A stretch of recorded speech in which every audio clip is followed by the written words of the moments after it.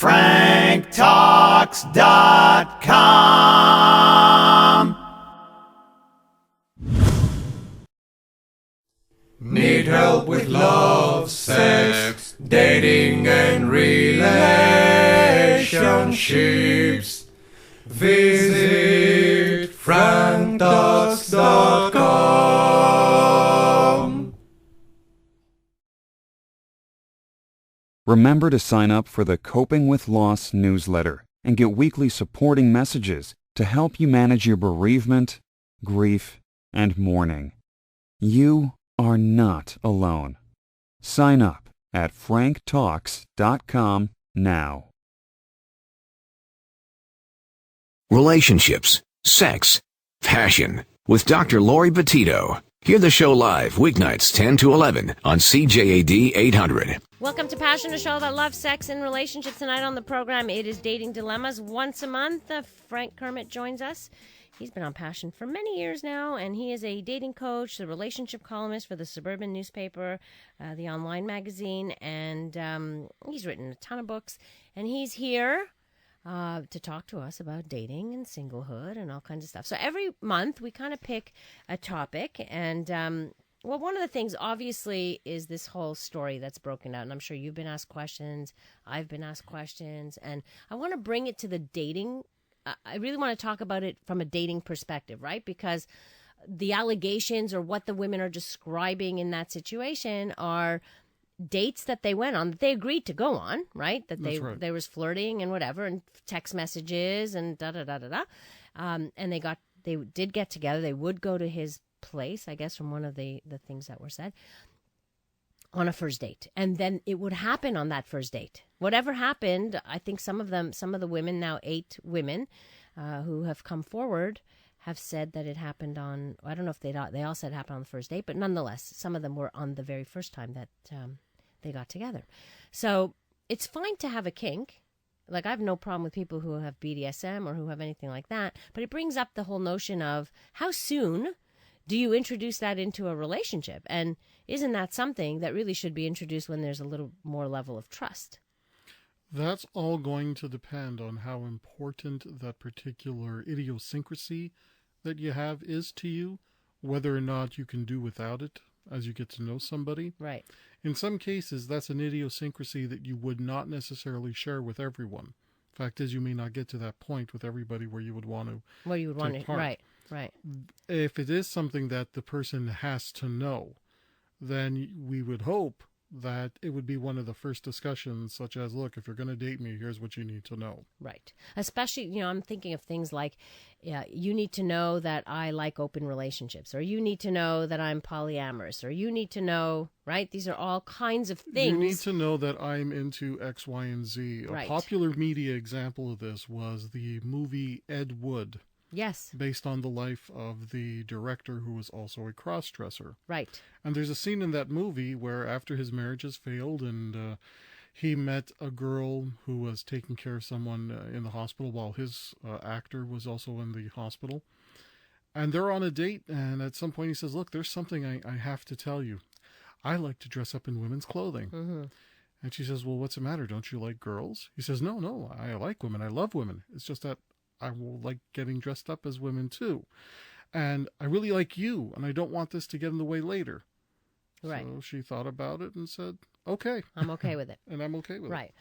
And that's an important, people ask that question often, like, when do I share that kind of information, and how do I share that kind of information? And it could be any of those things like that. It could be any of those like things. that fetish or whatever else. The fact is, we all have some kind of idiosyncrasy. We all have, it could even be a pet peeve. It could be a pet peeve. This is something, if you're going to be with me, you need to know I cannot stand this. Right. This. Right. And I can't handle being with a smoker. I can't handle being with, or something like that. These are your non-negotiables. I can't handle being with a nail biter. Right. And I mean, these are obviously things that you decide are negotiable or not negotiable.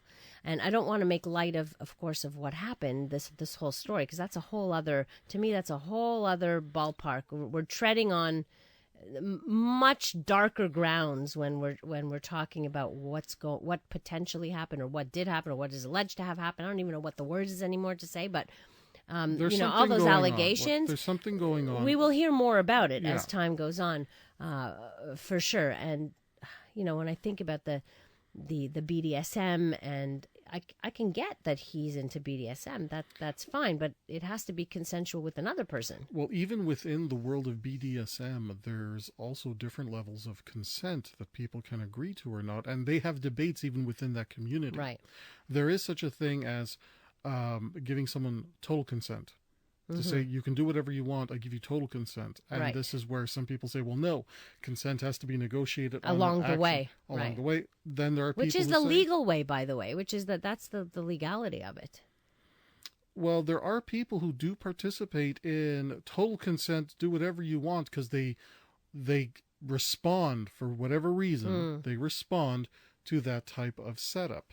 Right. The area that I'm very curious about is that when the story did break and he wrote that He letter, wrote that Facebook letter, yeah.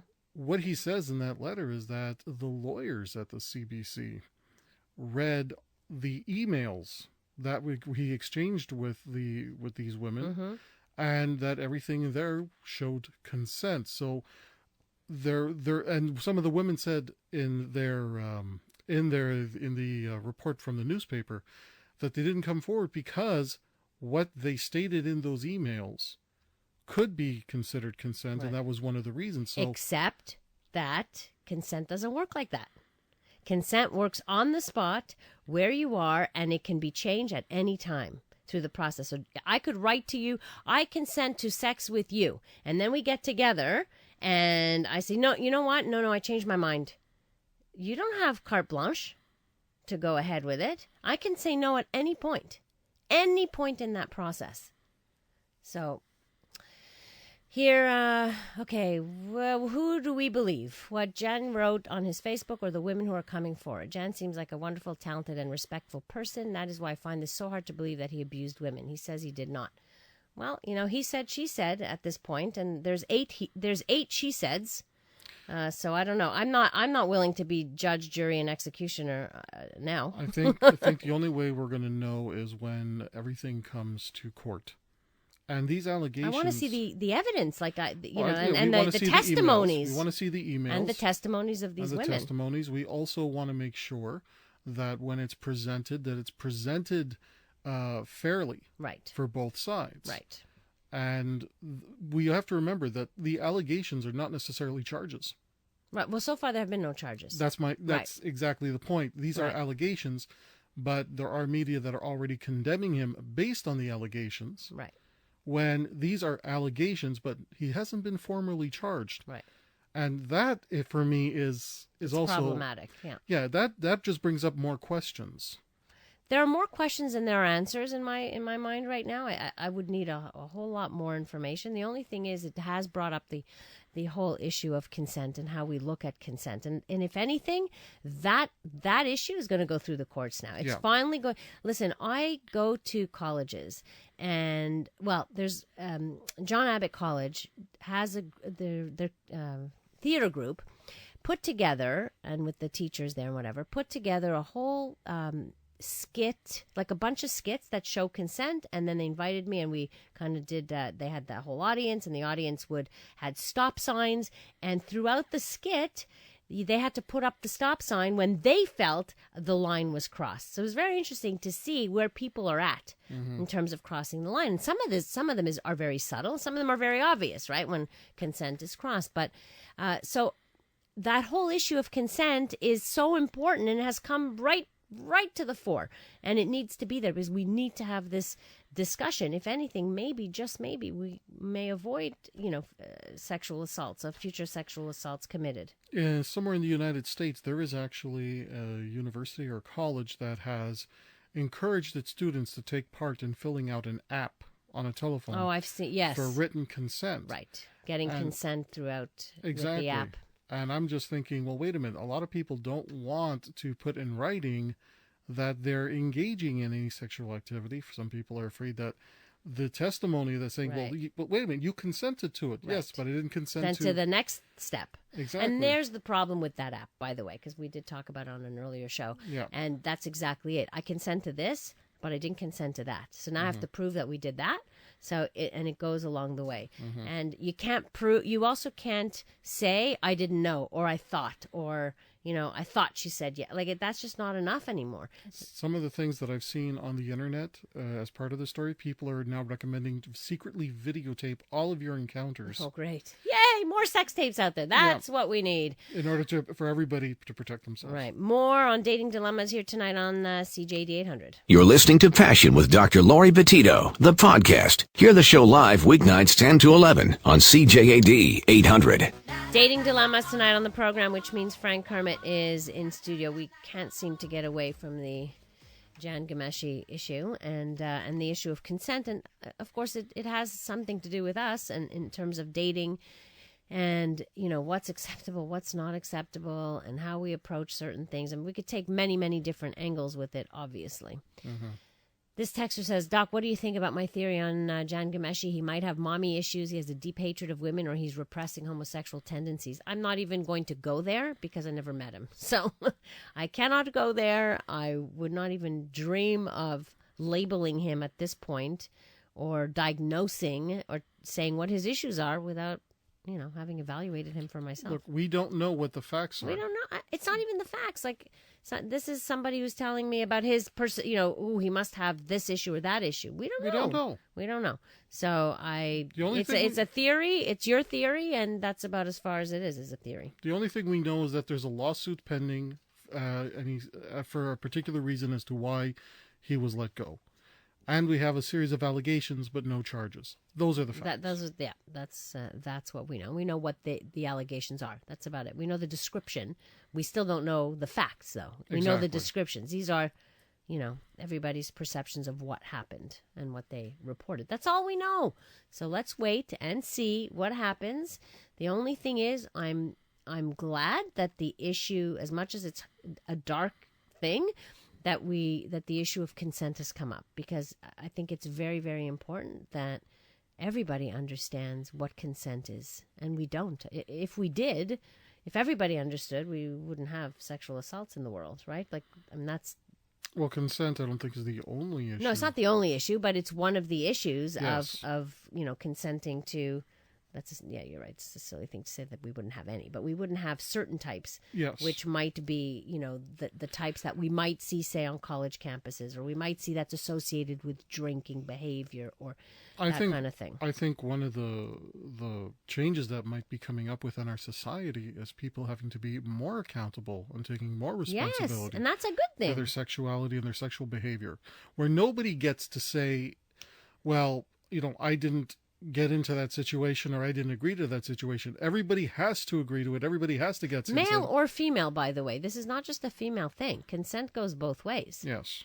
There are men who have reported being assaulted or had sex without their consent, or were too drunk to consent to it. It goes both ways. Well, we have obviously stories of men who ended up becoming parents when they never gave their consent to be parents. That too. There you go. That too. Well, that's a very good point. There's an issue of consent there too. Right. Being told, yes, are you on the pill? Are you sure? Are you sure?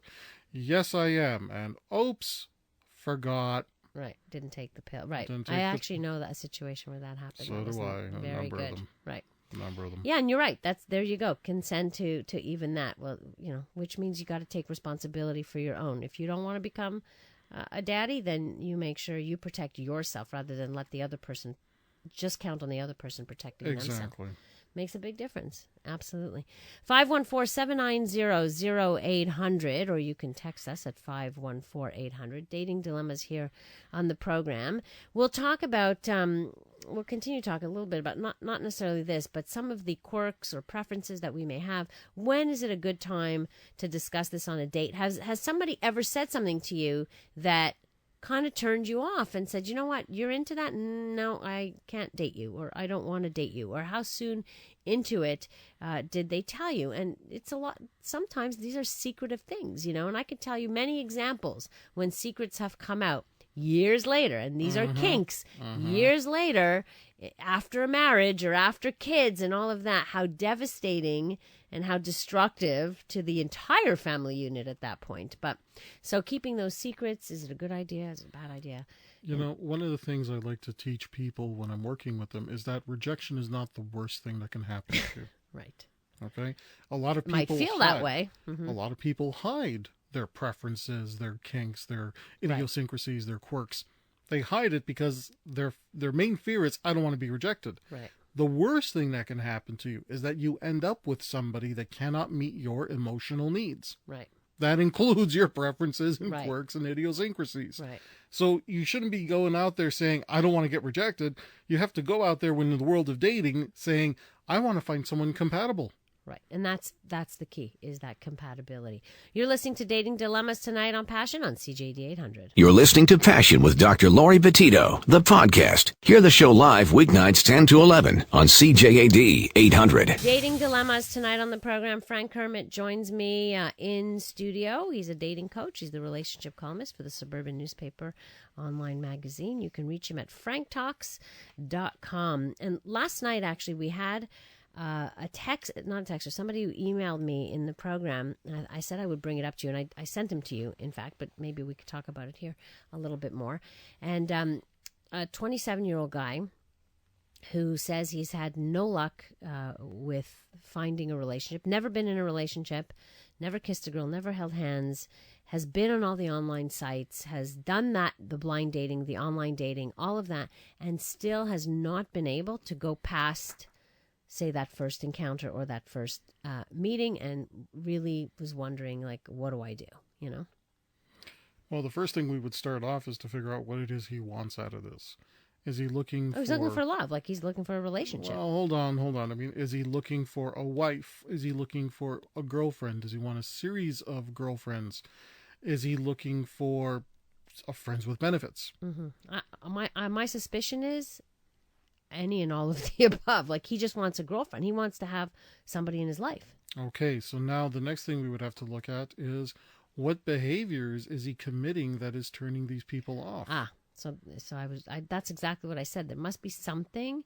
The common denominator is him. So somewhere he may be doing something that he doesn't realize he's doing. So, okay, how do you work with someone like that? Well, the first thing I would do is that I would teach them about the emotional needs of men and women. Okay. And I would say, well, this is an emotional need of women. Let's look at protection of her reputation. Mm-hmm. Emotional need of women. I would then give examples of how somebody could unknowingly violate that kind of emotional need. Okay. And then it'll come up, well, you know what? That's exactly what I did on my last date. I said, well, you're turning people off. Okay. So that's where we would start. So you're going to give all kinds of examples of things that are said. And then I'll even ask him a question. I will role play with him and say, okay, we're on a date. I'm the girl. I'm going to ask you this. How do you respond? So he'll give the response, and I'll say, all right, let's look through the emotional needs analysis. What did you address? What did you violate? Mm-hmm. And this is where he starts thinking in terms of what his behaviors were. Now, with all that said, it is also possible that he hasn't done anything wrong, that the girls really like him, but he's got it in his head that he's not lovable, he's not likable.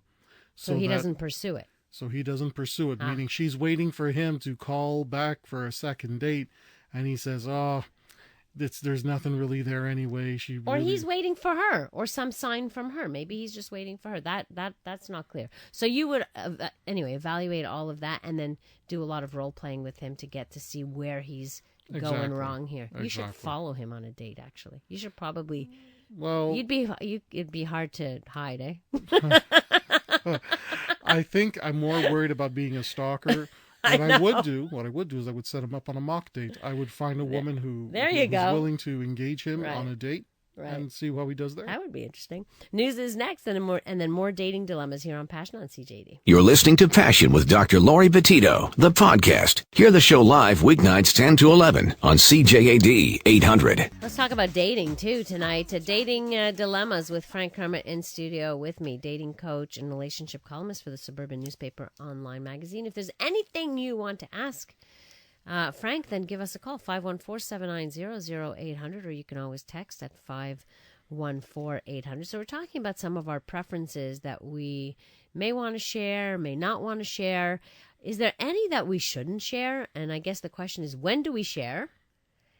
I guess the relationship has to be at a certain level to share. Not always. Okay. Not always. First of all, you have to ask yourself, do you want what you're sharing now to be public knowledge? Ooh. That's the first thing you have to ask Uh-oh. yourself. Do you want it to be public knowledge? And if the answer is no, I don't want it to be public knowledge, then you don't share this at the beginning, but you do test the person for it.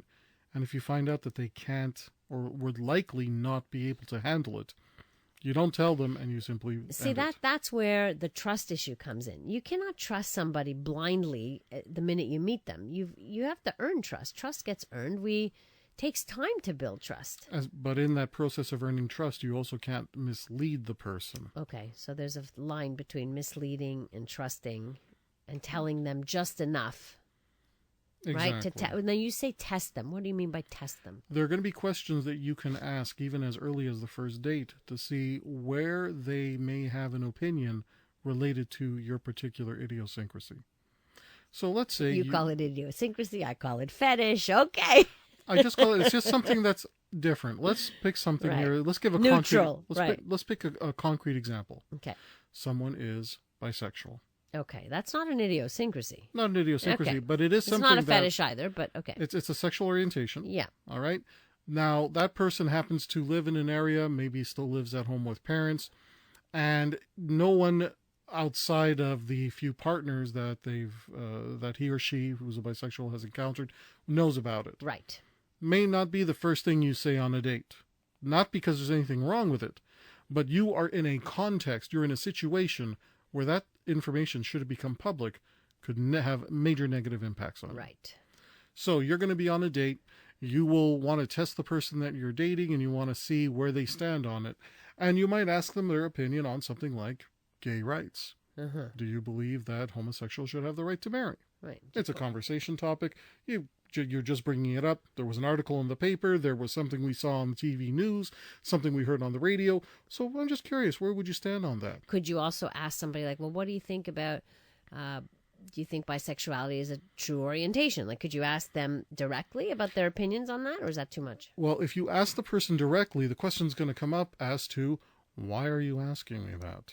Well, if we're talking about gay and, it could be something that fits in. I wouldn't start with that one. Exactly. Right. The question is going to be, well, why are you bringing this up? However, if you say, well, what would you do if you had a child that was a homosexual? Would you change your position on gay rights? These are the types of Right. things you would start with and eventually see. And if the person says, no way, can't deal with it, they probably wouldn't deal with your Right. bisexuality. So you That's would, for sure. and you would not go out on a second date. Okay, and you wouldn't go out on a limb and tell them anything Exactly. at that point. All right, Carol joins us on the program. Hi, Carol. Yes, hi, both of you. Hi. I have a question. I don't know if you would be able to answer this. It starts with friendship, but it was nothing involving romance. Is it okay if I still go on with my story? Yeah, go ahead. Okay, I know this woman. She's older than me. She's 69. I'm 53, like I said. Mm-hmm. And I know her through a group, and she's very nice, and but she's got her faults like everybody else. About a year I know her, a year and a few months. And this guy is only about, he was in my life only like a few months ago, not more Okay. than that. And I noticed, and she warned me, he's very prompt and very jealous. He's 72 years old. Okay. It's kind of scary because he's been in the street often, okay? It's not like a guy that has a lot of money. And I took a certain, not a pity, but a sympathy towards him. Okay. So you dated him. I date him, but not to have it. He never proposed anything. It's like companionship. He doesn't Okay. want to. It's not about anything sexual. So there was nothing sexual. Okay. No. But I felt like his little protege. Mm-hmm. He showed me different. So ways. what's the question, Carol? So we don't run out of time. Okay, Here. because he doesn't want me to talk to nobody, and he makes trouble between me and her. He doesn't want her to talk to anybody. Sounds controlling. Very controlling and very jealous. Okay, run. And he called me all kind of name tonight, and he said, did you say this and that? He say, don't bother her. And me and her, we always exchanging confidence. So wait, he called you names? Like he called you bad names? He swore at me in a very bad name. And I'm sorry, but you know what, Carol? I You told him, don't have to take this abuse. I say, you keep on calling me names and harassing me like that, I'm going to send you a beautiful lawyer's letter. Well, How's never that? mind that. You call the police, but just stay away from him. oh, I don't want to see him, but her, I want to be friends with her. And he does, like, he gets in between, he takes the phone, and he's a little old man. He's about 4 foot tall. Wait a minute. If he's treating you like this, why do you still have him in your home? How could he take the phone away from you unless you're No, in his... not from me, from her. Well, you can't control what she's I doing. kicked him out. I don't want to see him here no more. I'm too scared of him. Good. Don't see him. That's But now he's hanging out with her? Well, yeah, because they know one another for longer, but it's not, like I said, it's not romance, you know. It's a funny relationship. He doesn't want her to talk to nobody. And one day I was talking to a bus driver, and he went out with me just downtown. He said, if he see you talking again with this guy, he said, I'm leaving you flat here. He said, this guy only wants to go to bed with you. I said, I'm just talking to the bus driver. Right. Anyway, this is clearly run the other way, Carol. Yeah. Thanks for calling. Good luck with that. Okay, bye. When I hear things like that, it's like don't even take it any further. Like stop it right here. Yeah, this is where you say I'm putting in a boundary. That you're dealing with a toxic personality. Mm-hmm. I don't know what's going on behind the scenes there. Right. But there's a toxic personality. There's only one way to deal with a toxic individual. Don't deal with them. Don't deal with them. Cut them out. Exactly, especially in this kind of situation. Woo. Yeah. 514-790-0800, or you can text at 514-800. We've got Frank Kermit here with us and Dating Dilemma. So if there's a question, a dilemma you want to share with us, of course, you can always call in or text in with that question. And we have Maya on the line. Hi, Maya. Hello. Hi. Hi. How are you, Dr. Laurie? Great. How are you? Good. Hi, Frank. Hello. So you said something a few minutes ago, and I just wanted to react to it. Okay. I started to date my husband. This relates back to your comment about the sexuality and people's orientations on the first date. You know, don't give too much away.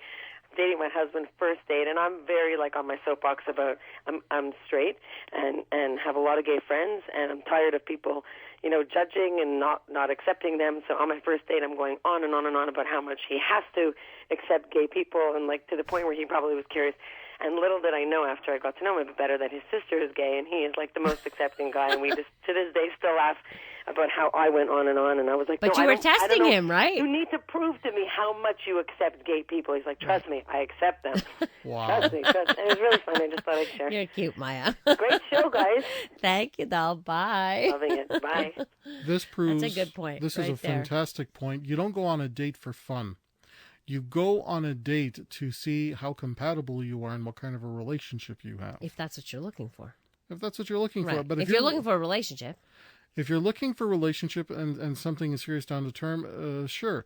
If you're only looking for fun, then you have to say, I'm only looking for fun. Here's the problem. A lot of people don't say that, even though that is all they're looking for. Right. And they That's deceiving. That is deceiving. Yeah, I agree with that. And there's also a lot of people who say, no, I only want to date seriously. I don't want to date for fun. But these people also are deceiving because they want to appear as if. In just, you know what, I'm going to share a little story from, my memory, of course, has to go way, way back, past 20 years of when I was dating. I share stories very similar to where I tested somebody and walked out on a date. Yeah. Just walked out. So I want to talk about that. Hope he's not listening. 514-790-0800 or 514-800. At this point, who cares, right? Once a fan, always a fan. Oh, yeah, right. Listening to Passion right here on CJAD. You're listening to Passion with Dr. Laurie Betito, the podcast. Hear the show live weeknights 10 to 11 on CJAD 800. We've got Dating Dilemmas on the program. Frank Kermit is here. So if you have questions or a comment about sharing, and this is what we've really been talking about, sharing your your interests or your quirks or your preferences and kind of testing out your partner. And Maya's call got me thinking, when I was dating, I kind of hesitated telling people what my job was back then, as you can imagine, right? Because I've been sex therapist or someone in the sex field, working in this area as a professional for that. Even that sounds terrible. It sounds like a prostitute. No, you know what I'm saying, okay? Right. So way back then, right? So 25 years we're talking about. And I hesitated to tell people because people make assumptions and they think all kinds of things. So I would test, and so there was one person I did decide, okay, I'll share a little bit. And I said, that I work with, at the time I was working with transgendered population. And the reaction on the other side was, something quick, like, they should all be shot. Something like that. That was his spontaneous reaction. I said, what?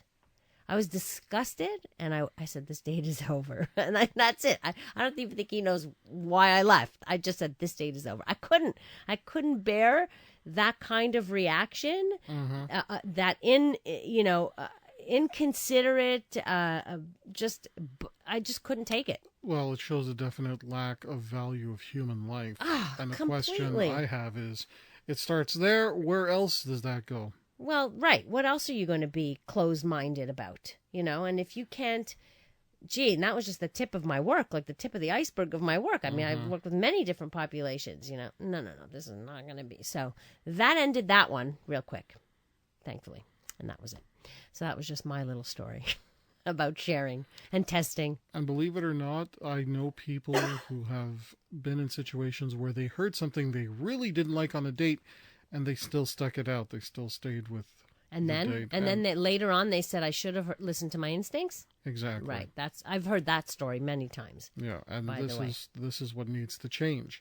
If somebody says something that is completely in the opposite direction of what you value, what your values are, don't date them. Another story I'm thinking, well, you're throwing me back into dating here.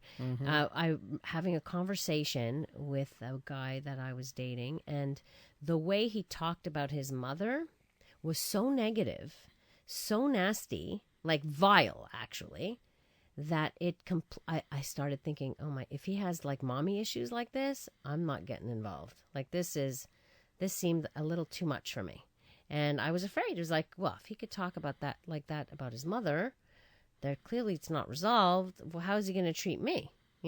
So there was, and I wasn't even going to give it a chance. Like it was just not even going there. Some people might say, well, you never know, and you give him a chance. The first question I have is, was it justified? Did something happen where... You don't talk about... No, it wasn't like there was anything that I could pick up on that, that she did something absolutely horrendous to him. No. It was just like... It was almost... The feeling I had was almost misogynistic, even though, it was just... It just scared me. And I said, no, my back went up. When the hairs on your neck go, you start to say, well, I'm not taking this any further. Look, one of the things I do encourage people is to try and spot gender bashing on any date. Okay. And if the person makes a couple of jokes about it, okay, we'll see, maybe they just have a quirky sense of humor. And you want to find somebody who's going to laugh at your sense of humor. But there are times where people just continually bash a particular and they gender. think it's joking. Oh, well, no, I'm talking about times when they legitimately bash a particular gender because they believe that gender is responsible for all the problems in the world. Right. And this is both men and women. Right. Yes. This is both men and women doing this. Well, that's a red flag. What's the opposite of misogynistic again? Misandrist? Yeah, something like that. Something like that. I was freaking... Anyway, but it exists on both sides. It definitely exists. Misandry. Yeah. What is that? Is it misandry? Misandry. Yeah, something like that. Yeah. Something like that. That's exactly it. You got it, Frank. Frank Kermit in studio. So we still have a couple minutes left. If you have any questions or any dating dilemma that you want to discuss with us, 514-790-0800. You're listening to Passion on CJAD 800. You're listening to Passion with Dr. Laurie Betito, the podcast. Hear the show live weeknights 10 to 11 on CJAD 800. Dating dilemmas tonight on the program. Frank Kermit is here. Okay, I have one question for you, Frank. How do you feel about directness? Like, how direct do you have to be? I just happen to be a very direct person, and sometimes I'm not sure if that means I have, I lack a filter, and it can come off as it can come off for some people. Directness can come across as very abrasive. Right, and, exactly. The rule is, look, it's always best to be direct as much as possible, with the understanding that you may choose To be direct, you don't choose the consequences. And Right. it can really turn off some people. It can actually cause a lot of people to come after you or not want to deal with you. The flip side of this, especially if you're in the world of dating, you must become the type of person that can handle the truth. Yeah, and the directness of that, right? Yeah. It's that, yeah. It doesn't matter how it's presented to you. You must be a lover of truth. As long as the truth is your highest goal, as long as it's your highest value, and the understanding of the truth and the acceptance of truth, that's going to put you in a position where people will not be motivated to lie to you. Many times people will lie or withhold the truth because they're not sure how you might deal with it. Right. So if you want to encourage people to be honest with you, you really have to become a true aficionado of truth. You must be open to learning the truth, and you have to be ready to understand that you're not going to like what you hear. You don't necessarily have to be okay with it, but it's always better to know what the truth is, even if it's unpleasant. Personally, I favor the lack of games. I don't, say what's on your mind, say what you mean what you say. Right. That's my thing. Say what you mean what you say. Stop playing games. Can't stand games. So one person once told me that when they're on a date and they hear the person say, "I don't play games. I don't believe in games. The games have just begun. So that in itself is a game. Yes, exactly. Right. You're playing a game with me here, Laurie. I'm not playing any game with you. you. I'm a straight. I'm direct.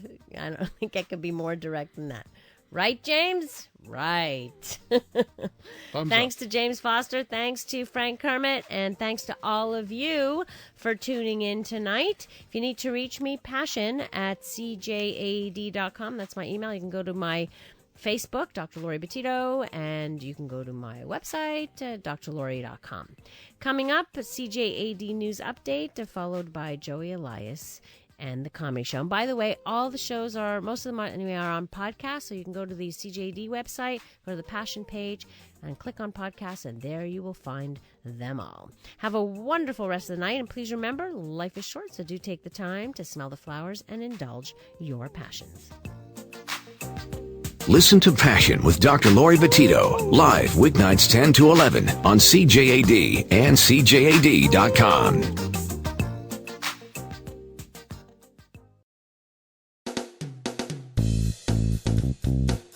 Remember to sign up for the Alternative Relationship Choices ARC newsletter and get weekly tips to guide you through polyamory, swinging, and the basics of non-monogamy. We can help you find your ARC, your alternative relationship choice. Sign up at franktalks.com now.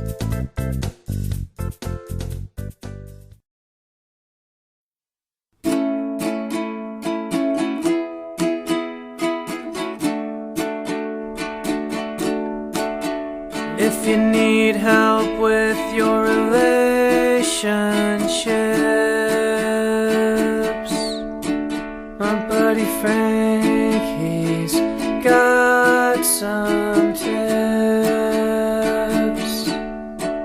Just go to franktalks.com. His advice is better than your mom's. He knows what you're going through, Frank has been there too. So log on to franktalks.com. franktalks.com. Check out the Frank Talks Relationship column currently running in the Suburban Newspaper online magazine. To read more, please visit www.thesuburban.com.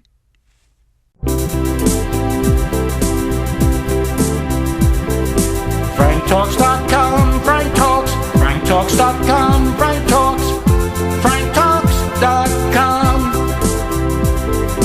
FrankTalks.com, Frank Talks, FrankTalks.com, Frank Talks, FrankTalks.com. Frank Talks.